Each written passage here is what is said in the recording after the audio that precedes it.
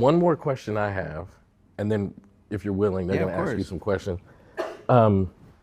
We were just having a conversation about people being resourceful, and your success and your ability to achieve things in your life isn't really a coincidence, because one of the things that I think speaks the most about how you got to where you got is how when you were young, how you got on the phone with Michael Jackson. Mm-hmm. Would you share that story? Yeah.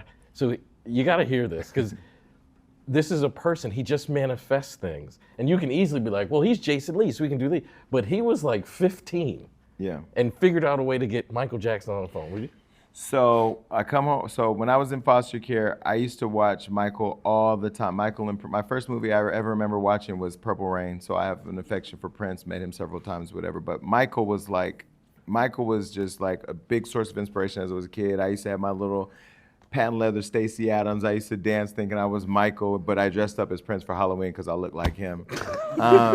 And I was a huge fan of Michael, big fan. So when I was in the group home, I remember one day, and everything that I've ever been through that I write about in the book, and the reason why I wrote the book early, people were like, oh, you wrote the book too soon, like wait till your platform's bigger. I'm like, I'm going through my healing process now where I'm gonna put all my shit on paper and let it live there and let that serve as something to help other people. Like, I'm not living in this no more. I'm not talking about it in detail anymore. I'm gonna put it in the book.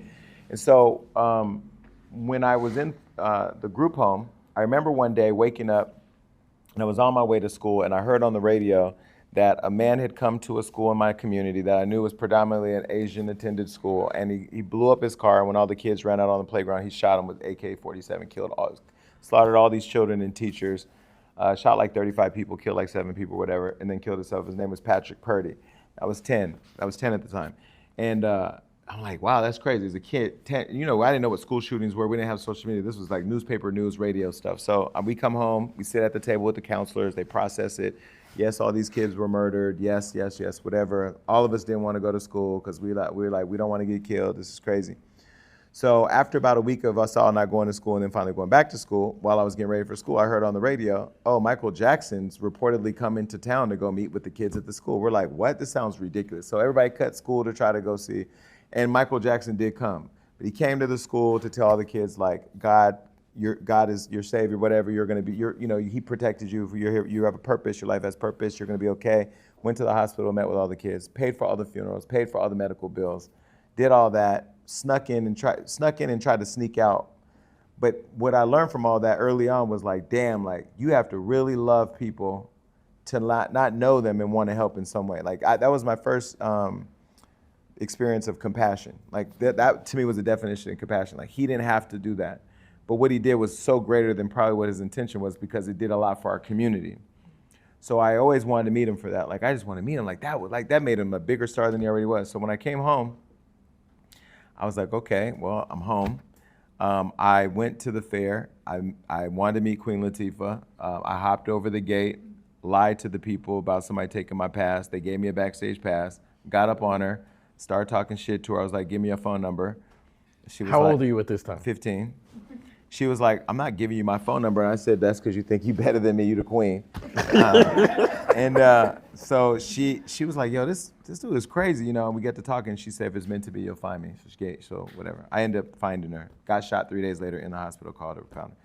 So when I just always believed like anything is possible. Like I said to Queen Latifah, I want your number. She said, if it's meant to be, you'll find me. I got shot, I'm in the hospital. I call 411, I get Living Single, I get Queen Latifah on the phone.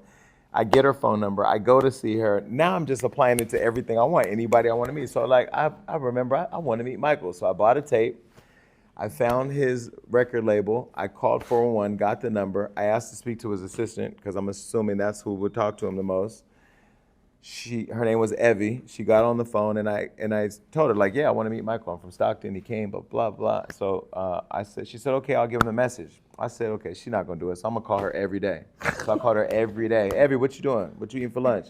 You talk to Mike, Mike called back, Mike gonna call me. And I ran up my aunt's phone bill and she was so mad at me, but I called, and then one day he called me back and we had a moment. No.